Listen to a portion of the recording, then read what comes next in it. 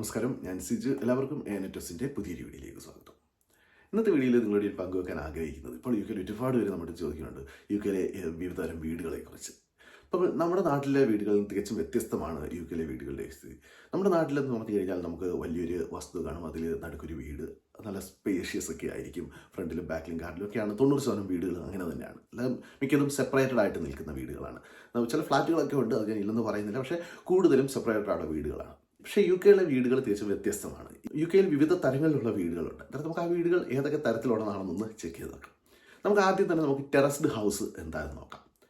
Terraced house എന്ന് പറഞ്ഞു കഴിഞ്ഞാൽ നമുക്ക് ഒരു സ്ഥലത്ത് തന്നെ 10-15 വീടുകൾ ഒരുമിച്ച് കണക്റ്റഡ് ആയിട്ടുള്ളതിനെയാണ് ടെറസ്ഡ് ഹൗസ് എന്ന് പറയുന്നത്. അതായത് ഒരു വീടിൻ്റെ ചുമര് മറ്റേ വീടിൻ്റെ ചുമരും സെയിം ആയിരിക്കും. അതായത് 2 വീടുകൾക്ക് ചേർന്ന് ഒരു ചുമരായിരിക്കും ഉള്ളത്. അതായത് ആ ചുമരിന് 2 സൈഡിൽ ഒരു വീട്, അത് കഴിഞ്ഞ് അടുത്ത ചുമര്, അതിൻ്റെ അടുത്ത സൈഡിൽ അടുത്ത വീട്. അതായത് ആ വീടുകൾ എല്ലാം ഒരുമിച്ച് ചേർന്ന് നിൽക്കുന്നതായിരിക്കും. ആ വീടുകളെല്ലാം ഒരേ ഷേപ്പായിരിക്കും. അതിനകത്തുള്ള റൂമുകളും കാര്യങ്ങളും എല്ലാം ഒരേപോലെ തന്നെ ആയിരിക്കും. അതാണ് ടെറസ്ഡ് ഹൗസ് എന്ന് പറയുന്നത്. പിന്നെ ഈ ടെറസ്ഡ് ഹൗസുകളിൽ അകത്തൊക്കെ ഓരോരുത്തർ വേണ്ട മാറ്റങ്ങളൊക്കെ വരുത്തും, പക്ഷേ പുറത്തുനിന്ന് നോക്കിയാൽ എല്ലാ വീടുകളും ഒന്നുപോലെ ഇരിക്കും. ഈ ടെറസ്ഡ് ഹൗസുകൾക്ക് നമുക്ക് പുറകിലോട്ടൊക്കെ പോകണമെങ്കിൽ, വീടിൻ്റെ ബാക്ക് ഗാർഡനിലൊക്കെ പോകണമെങ്കിൽ വീടിനകത്തൂടെ തന്നെ പോകണം. കാരണം ഇതിന് പ്രത്യേകം ഒരു വഴി കാണുകയില്ല. അതാണ് ടെറസ്ഡ് ഹൗസുകൾ. 10, 15 അല്ലെങ്കിൽ 20 അത് ഒരു വീടുകൾ ഒരുമിച്ചായിരിക്കും, ഒരൊറ്റ ലൈനിലായിരിക്കും അത് നിൽക്കുന്നത്. അതിൻ്റെ ഫ്രണ്ട് ഗാർഡനും ബാക്ക് ഗാർഡനും ഒക്കെ സെയിം ആയിരിക്കും. അങ്ങനെയുള്ള വീടുകളാണ് ടെറസ്ഡ് ഹൗസുകൾ. ഈ ടെറസ്ഡ് ഹൗസുകൾക്ക് പൊതുവെ വില കുറവാണ് മറ്റുള്ള ഹൗസുകളെ അപേക്ഷിച്ച് നോക്കുമ്പോൾ. അതുകൊണ്ട് തന്നെ ഒരുപാട് പേര് പ്രിഫർ ചെയ്യുന്നത് ടെറസ്ഡ് ഹൗസുകൾ ആണ്. രണ്ടാമത്തെ ഒരു ടൈപ്പ് എന്ന് പറഞ്ഞാൽ എൻഡ് ഓഫ് ടെറസ്ഡ് ഹൗസ് എന്ന് പറയും. നമ്മൾ ടെറസ്ഡ് ഹൗസുകൾ പറഞ്ഞല്ലോ, ആ ടെറസ്ഡ് ഹൗസുകളുടെ അറ്റത്തുള്ള 2 വീടുകളെയാണ് എൻഡ് ഓഫ് ടെറസ്ഡ് ഹൗസ് എന്ന് പറയുന്നത്. ഈ എൻഡ് ഓഫ് ടെറസ്ഡ് ഹൗസുകൾക്ക് ഈ ടെറസ്ഡ് ഹൗസുകളെയും കാട്ടി അല്പം വില കൂടുതലായിരിക്കും. കാരണം ഇതിൻ്റെ ഒരു ചുമര് മാത്രമേ മറ്റൊരു വീടുമായിട്ട് ചേർന്ന് നിൽക്കുന്നുള്ളൂ. അടുത്ത സൈഡിലെ ചുമര് മറ്റു വീടുമായിട്ടൊന്നും ചേർന്ന് നിൽക്കുന്നില്ല. ഫ്രണ്ടും ബാക്കും കോമൺ ആയിട്ട് തന്നെ സെയിം തന്നെ ആയിരിക്കും. പക്ഷേ ഇതിനെ ഒരു എൻഡ് അടുത്ത വീടുമായിട്ട് കണക്ട് ചെയ്ത് നിൽക്കുന്നില്ല. അന്നേരം ഈ ടെറസ്ഡ് വീടുകളുടെ മറ്റൊരു പ്രത്യേകത എന്ന് പറഞ്ഞാൽ, ഈ ടെറസ്ഡ് വീടുകൾക്ക് നമ്മൾ ഒരു വീട്ടിൽ നിന്ന് ബഹളമൊക്കെ വെക്കുമ്പോൾ പലപ്പോഴും മറ്റേ വീട്ടിൽ നിന്ന് അവർ ഭിത്തിയിൽ ഇങ്ങനെ തട്ടുന്നു, ബഹളം കുറയ്ക്കാനുള്ള രീതിയിൽ. അങ്ങനെ ഒരു ബുദ്ധിമുട്ട് ഈ ടെറസ്ഡ് ഹൗസുകളുണ്ട്. നമുക്ക് പ്രൈവസി അല്പം കുറവായിരിക്കും. കാരണം നമുക്ക് അത്രമാത്രം അടിച്ചു പൊളിച്ചൊക്കെ അവിടെ പാട്ടും ബഹളവും ഒക്കെ ആയിട്ട് എപ്പോഴും കൂടാനുള്ള സാഹചര്യമില്ല. കാരണം അടുത്ത വീട്ടുകാർക്ക് അതൊരു ബുദ്ധിമുട്ടായിട്ട് വരും. അന്നേരം അവരത് പെട്ടെന്ന് ഒരു നോട്ടിഫൈ ചെയ്യും. അന്നേരം ടെറസ്ഡ് ഹൗസുകൾക്കാണ് പൊതുവെ വിലക്കുറവ്. എൻഡ് ഓഫ് ടെറസ്ഡ് ഹൗസിന് കുറച്ചുകൂടെ വില കൂടുതലായിരിക്കും. അന്നേരം ഈ ടെറസ്ഡ് ഹൗസ് ഉള്ളിടത്തെല്ലാം തന്നെ എൻഡ് ഓഫ് ടെറസ്ഡ് ഹൗസുകളും കാണുന്നതായിരിക്കും. മിക്കപ്പോഴും ഇത് ഈ യു കെയിലെ ഒരു പ്രത്യേകത എന്ന് പറഞ്ഞാൽ, യു കെയിലെ വീടുകളെല്ലാം കൂടെ അവർ ഒരു സ്ഥലത്ത് വെച്ചിട്ട് അതിൻ്റെ ചേർന്ന് തന്നെ, അതായത് സ്പേസ് കൂടുതൽ കളയാതെ വീടുകളെല്ലാം കൂടെ വെച്ച് താമസ സൗകര്യം ഒരുക്കിയിട്ട് അതിനോട് ചേർന്ന് തന്നെ പാർക്കുകളും നമുക്ക് മറ്റ് കാര്യങ്ങൾക്കുള്ള സൗകര്യങ്ങളെല്ലാം ഒരുക്കിയിരിക്കും. അതുപോലെ തന്നെ യു കെയിലെ വീടുകൾ മറ്റൊരു പ്രത്യേകത എന്ന് പറഞ്ഞു കഴിഞ്ഞാൽ, എല്ലാ വീടുകളെയും 90% വീടുകളുടെ ഫ്രണ്ടിൽ ഒരു റോഡ് ഉണ്ടായിരിക്കുന്നതാണ്. അറ്റ്ലീസ്റ്റ് കാറെങ്കിലും ട്രാവൽ ചെയ്യാൻ പറ്റുന്ന ഒരു റോഡ് ഫ്രണ്ടിൽ കാണും. അതുപോലെ തന്നെ ബാക്കിൽ കൂടെ മിനിമം നമുക്ക് നടവഴിയെങ്കിലും എല്ലാ വീടുകളിലും ഉണ്ടായിരിക്കും. അതൊരു പ്രത്യേകത തന്നെയാണ് യു കെയിൽ. ഇപ്പോൾ എൻഡ് ഓഫ് ടെറസ്ഡ് കഴിഞ്ഞാൽ അടുത്ത നമ്മൾ ശ്രദ്ധിക്കേണ്ട ഒരു വീടുകൾ എന്ന് പറഞ്ഞാൽ സെമി ഡിറ്റാച്ച്ഡ് ഹൗസുകളാണ്. ഈ സെമി ഡിറ്റാച്ച്ഡ് ഹൗസുകൾ എന്ന് പറഞ്ഞു കഴിഞ്ഞാൽ 2 വീടുകളെ ഒരുമിച്ച് ചേർത്തവർ നിർമ്മിക്കും. ഈ ടെറസ്ഡ് ഹൗസ് ആകുമ്പോൾ 10-15 ഒരുമിച്ചാണ്. സെമി ഡിറ്റാച്ച്ഡ് ആകുമ്പോൾ 2 വീടുകളെ ഒരുമിച്ച് ചേർത്ത് നിർത്തുന്നതിനാണ് സെമി ഡിറ്റാച്ച്ഡ് ഹൗസ് എന്ന് പറയുന്നത്. ഈ സെമി ഡിറ്റാച്ച്ഡ് ഹൗസുകളുടെ പ്രത്യേകത എന്ന് പറഞ്ഞാൽ, അതിൻ്റെ ഏറ്റവും മിഡിലുള്ള ഒരു ചുമര് ആ 2 വീടുകളെ സെപ്പറേറ്റ് ചെയ്യുന്നതായിരിക്കും. ഈ 2 വീടുകളും എല്ലാ കാര്യങ്ങളും പുറമേ നിന്ന് നോക്കിയാൽ ഒരുപോലെ തന്നെ ഇരിക്കും. അകത്ത് കയറിയാലും റൂമെല്ലാം ഒരുപോലെ ആയിരിക്കും. പിന്നെ അവരതിനകത്ത് വരുത്തുന്ന മാറ്റങ്ങൾ അനുസരിച്ചായിരിക്കും അവിടെ മാറ്റങ്ങൾ വരുന്നത്.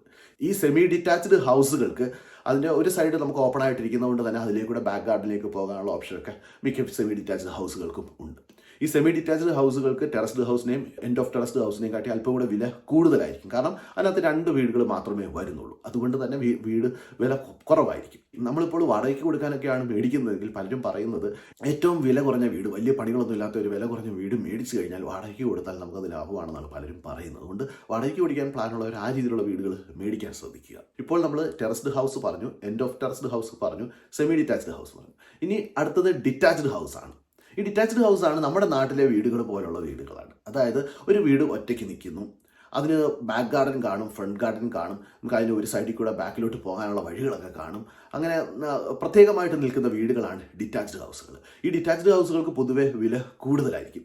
പിന്നെ വിലകളെന്ന് പറയുമ്പോൾ ഓരോ സ്ഥലത്തും വില വ്യത്യാസമുണ്ട്. ഇപ്പോൾ ഞാൻ പറയുമ്പോൾ ലണ്ടനിൽ നിങ്ങളൊരു വീട് എടുത്താൽ ലണ്ടനിലെ ഡിറ്റാച്ച്ഡ് ഹൗസിൻ്റെ വില ആയിരിക്കില്ല കേംബ്രിഡ്ജിലെ ഒരു ഡിറ്റാച്ച്ഡ് ഹൗസിന്. അന്നേരം വില നമുക്ക് കോമൺ ആയിട്ട് യു കെയിൽ വില പറയാൻ സാധിക്കില്ല. ഓരോ ഏരിയയിലും വില മാറി വരും. ആ വില മാറി വരുന്ന ഏരിയയിൽ തന്നെ സെമി ഡിറ്റാച്ചിന് വില കുറവായിരിക്കും, ഡിറ്റാച്ച്ഡ് അതിനെക്കാട്ടി കൂടുതലായിരിക്കും. അങ്ങനെയുള്ള ഡിഫറൻസ് എല്ലായിടത്തും ഉണ്ടാകുന്നതാണ്. എന്നാൽ ഈ ഡിറ്റാച്ച്ഡ് ഹൗസ് എടുത്താലുള്ള ഏറ്റവും വലിയ ഗുണമെന്ന് പറഞ്ഞാൽ ഡിറ്റാച്ച്ഡ് ഹൗസിന് ഫ്രണ്ട് ഗാർഡനും കാണും, ബാക്ക് ഗാർഡനും കാണും. പിന്നെ ഈ ഡിറ്റാച്ച്ഡ് ഹൗസിൽ നമുക്ക് പൊതുവേ അയൽക്കാരുടെ ശല്യം വലുതായിട്ട് ഉണ്ടാവുകയില്ല. നമുക്ക് കുറച്ച് ബഹളമൊക്കെ വെക്കണമെങ്കിൽ ബഹളമൊക്കെ വെക്കാം. അങ്ങനെയുള്ള ഒരു സെറ്റപ്പാണ് ഡിറ്റാച്ച്ഡ് ഹൗസ്. അതായത് ടോട്ടലി നമ്മൾ സെപ്പറേറ്റഡ് ആയിട്ട് നിൽക്കും. പക്ഷേ ഇവിടെയും ഉള്ള പ്രത്യേകത എന്ന് പറഞ്ഞു കഴിഞ്ഞാൽ ഒരു സ്ട്രീറ്റിലുള്ള എല്ലാ ഡിറ്റാച്ച്ഡ് ഹൗസുകളും ഓൾമോസ്റ്റ് സെയിം രീതിയിൽ തന്നെയായിരിക്കും നിർമ്മിച്ചിരിക്കുന്നത്. അന്നേരം ഡിറ്റാച്ച്ഡ് ഹൗസുകൾ പൊതുവെ വില കൂടുതലാണ്, പക്ഷേ നമുക്ക് കുറച്ചുകൂടെ സ്വാതന്ത്ര്യം കിട്ടുന്നതാണ് ഡിറ്റാച്ച്ഡ് ഹൗസുകൾ. ഒരു 90% ഡിറ്റാച്ച്ഡ് ഹൗസുകൾക്കും അതിനോട് അറ്റാച്ച് ചെയ്ത് തന്നെ ഡ്രൈവ് വേയും അല്ലെങ്കിൽ അതിന് കാർ പാർക്കിംഗ് ഫെസിലിറ്റി എല്ലാം ഉണ്ടായിരിക്കുന്നതാണ്. അതുകൊണ്ട് തന്നെ ഡിറ്റാച്ച്ഡ് ഹൗസിന് പൊതുവെ വില കൂടും, പക്ഷേ നമുക്ക് നല്ലത് തന്നെയാണ് ഡിറ്റാച്ച്ഡ് ഹൗസുകൾ വാങ്ങിക്കുന്നത്. ഇനി അടുത്തത് ഫ്ലാറ്റുകൾ. നമുക്കറിയാമല്ലോ, നമ്മുടെ നാട്ടിലെ പോലെ തന്നെയാണ് ഇവിടെയും ഫ്ലാറ്റുകളുണ്ട്. ആ ഫ്ലാറ്റുകളിൽ നമുക്ക് ചിലപ്പം 1 ബെഡ്റൂം ഫ്ലാറ്റ് ആയിരിക്കും, 2 ബെഡ്റൂം ഫ്ലാറ്റ് ആയിരിക്കും. നമ്മുടെ നാട്ടിലെ പോലെ തന്നെ ഒരു ബിൽഡിങ്ങിനകത്ത് കുറേ ഫ്ലാറ്റുകൾ നിർമ്മിച്ചിട്ട് ആ ഫ്ലാറ്റുകൾ വിൽക്കുന്ന രീതിയുണ്ട്. അന്നേരം ആ ഫ്ലാറ്റുകൾ വാങ്ങിക്കുന്ന ഒരുപാട് ആൾക്കാരുണ്ട്. പക്ഷേ അങ്ങനെ ഫ്ലാറ്റുകൾ വാങ്ങിക്കുമ്പോൾ ഏറ്റവും വലിയ ബുദ്ധിമുട്ടെന്ന് പറഞ്ഞാൽ നമുക്കൊരു ബാക്ക് ഗാർഡൻ ഒന്നും കാണുകയില്ല, എല്ലാം കോമൺ ആയിട്ടുള്ളതായിരിക്കും. അന്നേരം ഈ ഗാർഡനൊക്കെ ഇഷ്ടമുള്ളവർക്ക് അതൊരു ബുദ്ധിമുട്ടായിട്ട് മാറും. അടുത്തതെന്ന് പറയുമ്പോൾ ഒരു ബംഗ്ലാവുകളാണ്. ഈ ബംഗ്ലാവ് എന്ന് പറഞ്ഞാൽ ഡിറ്റാച്ച്ഡ് ഹൗസ് പോലെ തന്നെയാണ്. അത് നമ്മുടെ നാട്ടിൽ അതേ രീതി തന്നെയാണ്. വലിയൊരു വസ്തുവിൽ വലിയൊരു വീട് സെപ്പറേറ്റ് പണിഞ്ഞിരിക്കുന്നത്. പൊതുവേ ബംഗ്ലാവുകളെല്ലാം ഒരു നിലയാണ് കൂടുതലും കാണുന്നത്. അത് ഒത്തിരി സ്പേസിലാണ് ആ വീട് പണിയുന്നത്. അതായത് നമ്മുടെ നാട്ടിലെ പോലാണ് ഇവിടുത്തെ ബംഗ്ലാവുകൾ കാണപ്പെടുന്നത്. ബംഗ്ലാവുകൾ എന്ന് വെച്ചാൽ ഭയങ്കര വിലയായിരിക്കും ബംഗ്ലാവുകൾക്ക്.